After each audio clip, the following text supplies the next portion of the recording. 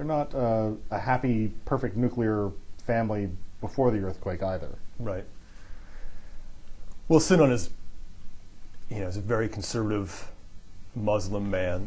He's bitter and he's angry because he doesn't want to be in Istanbul, and he's lost his father to to a Turkish paramilitary raid years before. He is For which he sort of blamed America. Which he blames America because the Turkish military is using American-made weapons. His father's killed with an M16. The jeeps that they drive are made in America. Many of the tanks they use are made in America. The planes they're using. I think the European Union stopped selling weapons to Turkey partly because of the Kurdish issue, but America has continued to do so. So he's very angry about that. He is a man that is very wary of secular society, and he's living in the part of the country where it is the most secular. Turkey's a very secular country. The separation of church and state is a very, very big issue, and he doesn't really necessarily believe in that. And then he has his children growing up in this place. He's an outsider, as you said. He's somewhat wary of Turks as well, but he's surrounded by Turks because of the Kurdish issue. And he has a daughter who, by law, does not have to cover herself. Socially, living in this family, she has to. I guess she's what they would call a headscarf girl. She's a headscarf girl, yes. And she has a good friend that doesn't cover her head. Lives down the street. Sinan is recognizing the draw that this society has for his daughter. Is recognizing, through television, through just being so close in proximity to Istanbul and the sort of cosmopolitan secular society that it offers there. And he, because of that, reacts against it. And I think he tries to keep a really strong hold on his family to make sure he doesn't lose them. I think for him, losing his daughter to secular society or Turkish secular society is sort of allowing his culture to die through her. Similar with his son. So he is very weary of that and is trying very hard to keep a hold of that. He loves his family, but he's also sees exactly what kind of life he wants them to lead. He's a complicated character. He's complicated like most human beings are. He's very conflicted. He loves his daughter, but he believes what he believes too. And he is constantly battling between those things. He hates Americans, but then he starts to become very good friends with an American man who's running the tent city. He's not irrational. He's prepared to, he's an emotional person. He's prepared. He loves his family. He loves his daughter. He is prepared to care for people despite his own prejudices if they are worthy of being cared for.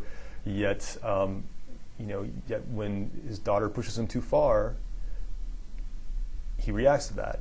He's also scared. He doesn't know what's right. There's this idea in Islam that the worst possible thing you could do is kill yourself, commit suicide, that you're not going to paradise. There are certain sins that you should not do, especially as a woman. And so when he's presented with whether or not he should kill his daughter, as you're mentioning, then it becomes a complicated question for him, because he has this justification in his mind where if he could stop her from doing certain things, then he is going to secure her place in heaven. And for Sinan, life on earth is a test. It's not the life to be living. It's a test, and that the perfect life is in paradise. But he loves his daughter. He wants her to be there with him.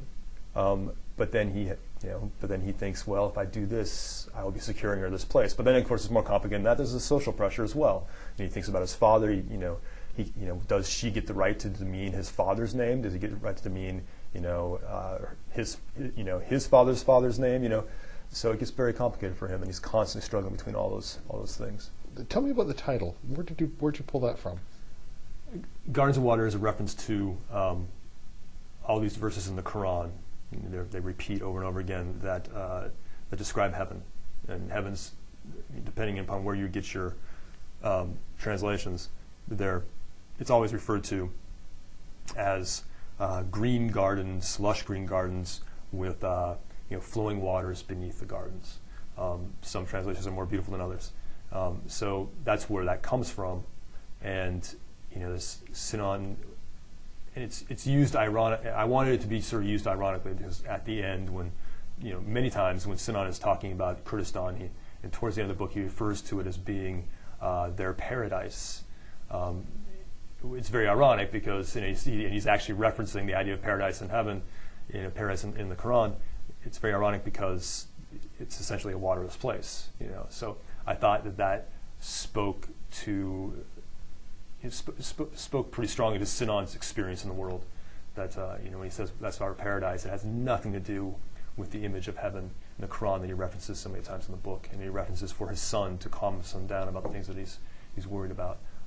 So it's meant to be fairly ironic and speak to his issue in the world. Yeah. The book is Gardens of Water. I've been speaking with the first-time novelist Alan Drew, and Gardens of Water, published by Random House.